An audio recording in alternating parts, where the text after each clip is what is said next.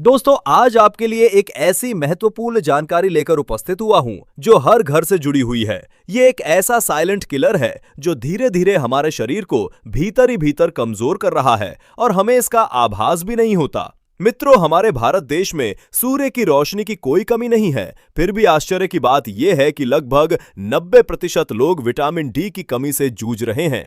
इतना ही नहीं, लगभग 75% लोगों के शरीर में विटामिन बी12 का स्तर भी खतरनाक रूप से कम पाया जा रहा है। आज की इस विशेष प्रस्तुति में हम केवल समस्या की चर्चा नहीं करेंगे, बल्कि इसके मूल कारणों को समझेंगे और ये भी जानेंगे कि अपनी ही रसोई में मौजूद साधारण चीजों से हम इसे कैसे संतुलित कर सकते हैं। इसलिए आप अंत तक हमारे साथ बने रहिए, क्योंकि ये ज्ञान आपके स्वास्थ्य के लिए अत्यंत उपयोगी सिद्ध होगा। दोस्तों, वीडियो में आगे बढ़ने से पहले मैं आपसे एक छोटी सी बात जानना चाहता हूं। हमारी ये प्राचीन ज्ञान की फैमिली लगातार बड़ी हो रही है, इसलिए मुझे नीचे कमेंट करके जरूर बताइए कि आप इस वीडियो को भारत के किस शहर या दुनिया के किस देश से देख रहे हैं।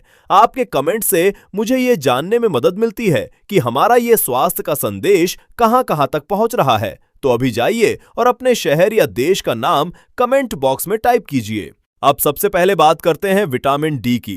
इसे गहराई से समझना आवश्यक है, क्योंकि जब तक हमें यह ज्ञात नहीं होगा कि हमारे शरीर और त्वचा के भीतर क्या प्रक्रिया चल रही है, तब तक हम इसके समाधान को गंभीरता से नहीं अपनाएंगे। मित्रों, अक्सर हम सोचते हैं कि धूप में थोड़ी देर टहल लिया तो विटामिन डी मिल गया, लेकिन यहीं पर हम सबसे बड़ी भूल कर बैठते हैं। ध्यान रखिए, सिर्फ धूप नहीं, सही समय की धूप आवश्यक है। सूर्य की किरणों में मुख्यतः दो प्रकार की अल्ट्रावायलेट किरणें होती हैं, यूवीए और यूवीबी। सुबह और शाम के समय प्रायः यूवीए किरणें अधिक होती हैं, जो त्वचा को समय से पहले बूढ़ा बनाती है और झुर्रियां लाती है, परंतु ये विटामिन डी बनाने में सहायक नहीं होती। विज्ञान के अनुसार जब सूर्य आकाश में लगभग 45 डिग्री से ऊपर होता है, अर्थात जब आपकी परछाई आपकी लंबाई से छोटी हो जाती है, तभी यूवीबी किरणें पृथ्वी तक प्रभावी रूप से पहुंचती हैं। भारत में यह समय सामान्यतः सुबह 11 बजे से दोपहर 2 बजे के बीच होता है। अब विडंबना देखिए, यही वो समय होता है जब धूप तेज और चुभने वाली होती है और हम स्वाभाविक रूप से छांव ढूंढने लगते हैं। परिणाम स्वरूप हम पूरे दिन उजाले में रहते हुए भी अपने शरीर को वो आवश्यक ऊर्जा नहीं दे पाते जिससे विटामिन डी का निर्माण हो सके। प्रकृति ने हम भारतीयों को मेलानिन नामक एक अद्भुत सुरक्षा कवच दिया है, जो हमारी त्वचा को गहरा रंग प्रदान करता है। ये मेलानिन सूर्य की हानिकारक किरणों को सोखकर हमें त्वचा संबंधी रोगों से बचाता है। ठंडे देशों के लोगों में ये कम मात्रा में होता है, इसलिए उन्हें थोड़ी सी धूप से ही पर्याप्त विटामिन डी मिल जाता है।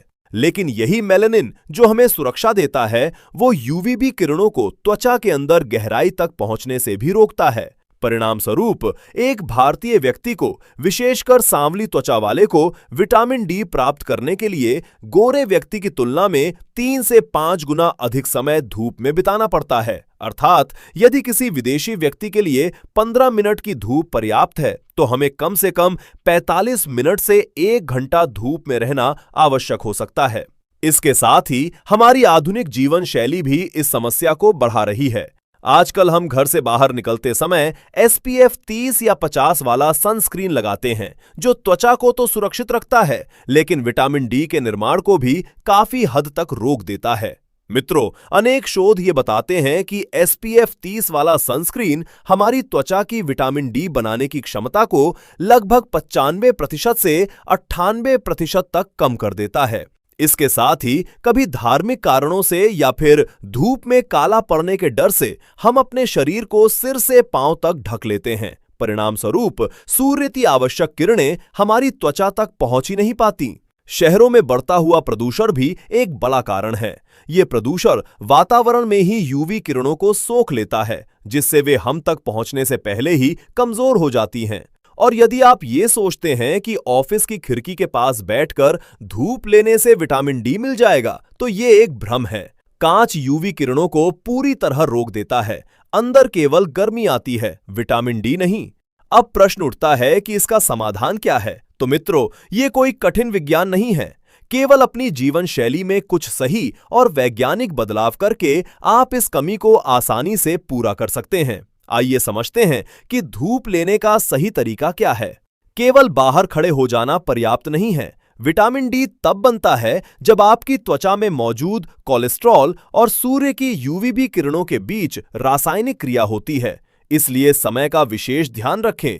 सुबह 11 बजे से दोपहर 2 बजे तक की धूप सबसे प्रभावी मानी जाती है।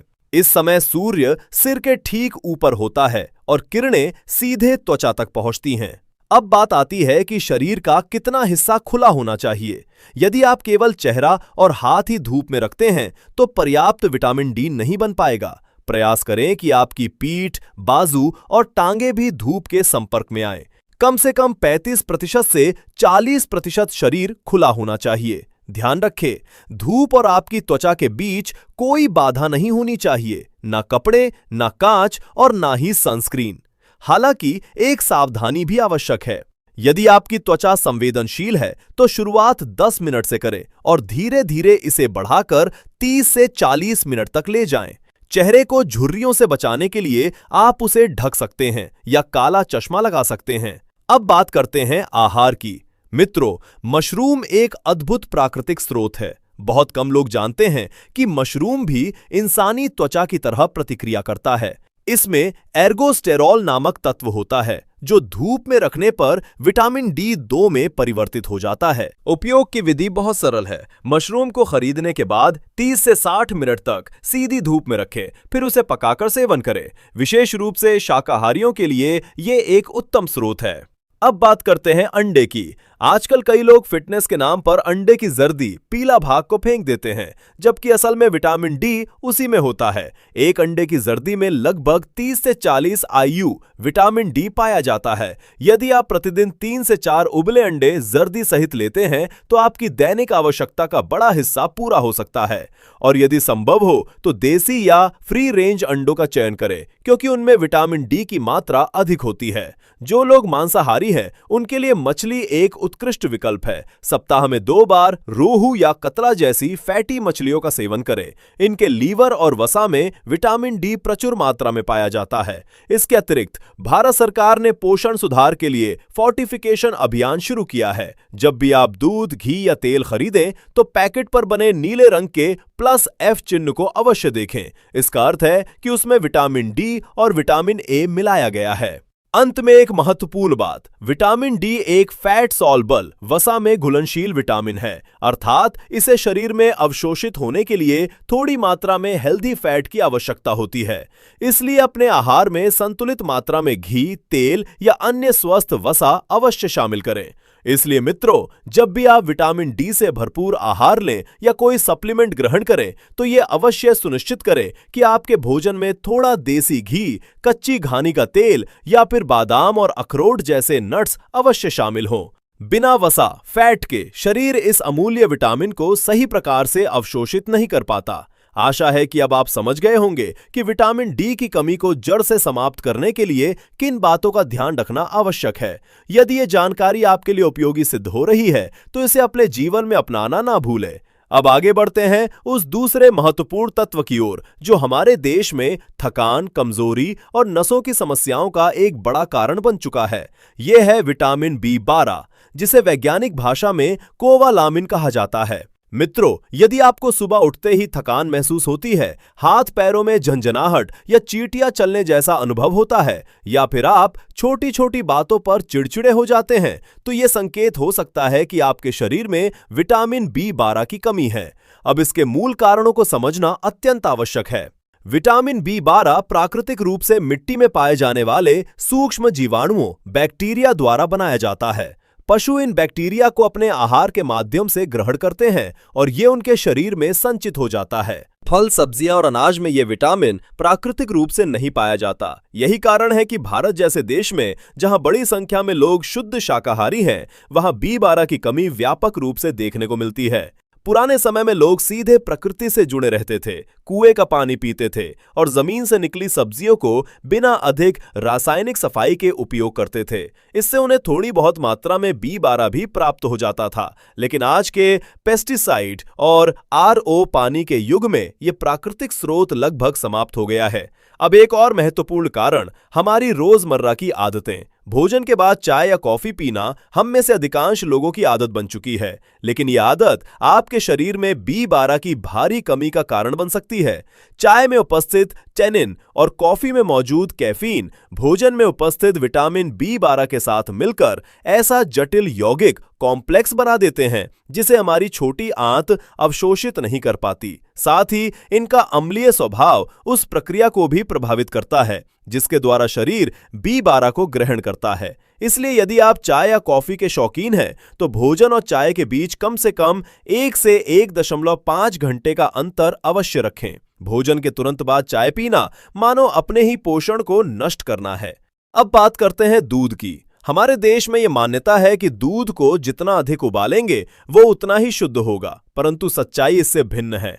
विटामिन B12 एक अत्यंत संवेदनशील तत्व है जो अधिक गर्मी से नष्ट हो जाता है। जब आप दूध को बार बार उबालते हैं या लंबे समय तक धीमी आंच पर पकाते हैं तो उसमें मौजूद B12 की मात्रा 30% से 50% तक घट सकती है। इसका सही तरीका यह है कि दूध को केवल एक बार उबालें, जैसे ही उफान आए गैस बंद कर दें। बार बार गर्म करने के बजाय उसे ठंडा करके सुरक्षित रखें और आवश्यकता अनुसार ही पुनः गर्म करें। विशेषकर माइक्रोवेव में दूध गर्म करने से B12 का अधिक नुकसान होता है, इसलिए पारंपरिक तरीके से गर्म करना ही उचित है। मित्रों, विटामिन B12 केवल एक पोषक तत्व नहीं है, बल्कि यह हमारी नसों का सुरक्षा कवच है। इसकी कमी हमारे नर्वस सिस्टम को स्थायी रूप से प्रभावित कर सकती है। अब समाधान की ओर बढ़ते हैं। बहुत से लोग मानते हैं कि शाकाहारी होने के कारण उन्हें B12 के लिए केवल सप्लीमेंट्स पर निर्भर रहना पड़ेगा, लेकिन यह पूर्ण सत्य नहीं है। यदि हम अपने आहार को सही ढंग से व्यवस्थित करें तो प्राकृतिक रूप से भी इसकी पूर्ति संभव है। क्योंकि ये विटामिन पौधों में नहीं पाया जाता, इसलिए शाकाहारियों के लिए दूध और उससे बने पदार्थ ही प्रमुख स्रोत हैं। सबसे पहले दही और छाछ। दही केवल एक खाद्य पदार्थ नहीं, बल्कि जीवित सूक्ष्म जीवों प्रोबायोटिक्स का भंडार है। फर्मेंटेशन प्रक्रिया के दौरान इसमें B12 की मात्रा बढ़ जाती है। इसलिए प्रतिदिन एक कटोरी ताजा दही या दोपहर के भोजन के साथ एक गिलास छाछ का सेवन न केवल आपके पाचन तंत्र को सुदृढ़ करेगा, बल्कि आपकी नसों को भी आवश्यक पोषण प्रदान करेगा। इसके साथ ही पनीर का सेवन भी अत्यंत लाभकारी है। मित्रों, पनीर न केवल प्रोटीन का उत्तम स्रोत है, बल्कि इसमें विटामिन B12 भी अच्छी मात्रा में पाया जाता है। ध्यान रखें कि पनीर को अधिक तेल में तलकर या डीप फ्राई करके ना खाएं, क्योंकि अत्यधिक तापमान से इसके पोषक तत्व नष्ट हो सकते हैं। इसे कच्चा या हल्का सेक कर सेवन करना ही सबसे उत्तम माना गया है। इसके साथ ही नियमित रूप से दूध का सेवन अवश्य करें। जैसा कि पहले बताया गया है, दूध को बार बार उबालने से उसके पोषक तत्व कम हो जाते हैं। यदि आप दिन में 2 गिलास दूध सही विधि से लेते हैं तो यह आपकी दैनिक आवश्यकता का एक बड़ा भाग पूरा कर सकता है। जो लोग मांसाहार करते हैं उनके लिए विटामिन B12 की पूर्ति के अनेक प्रभावी विकल्प उपलब्ध हैं। विशेष रूप से मटन की कलेजी, लिवर को B12 का भंडार कहा जाता है। केवल 100 ग्राम कलेजी में आपके पूरे सप्ताह की आवश्यकता से भी अधिक B12 पाया जाता है। यदि शरीर में इसकी अधिक कमी हो तो सप्ताह में एक बार इसका सेवन अत्यंत लाभकारी सिद्ध हो सकता है। इसके अतिरिक्त अंडे की जर्दी का सेवन करें। इसमें विटामिन D के साथ साथ विटामिन B12 भी प्रचुर मात्रा में होता है। प्रतिदिन 2 से 3 अंडों का सेवन शरीर में ऊर्जा और ताकत बनाए रखने में सहायक होता है। मछली और झींगा जैसे आहार भी विटामिन B12 के उत्कृष्ट स्रोत हैं। इनमें मौजूद ओमेगा 3 फैटी एसिड न केवल आपके शरीर को पोषण देते हैं, बल्कि मस्तिष्क की कार्यक्षमता को भी बेहतर बनाते हैं।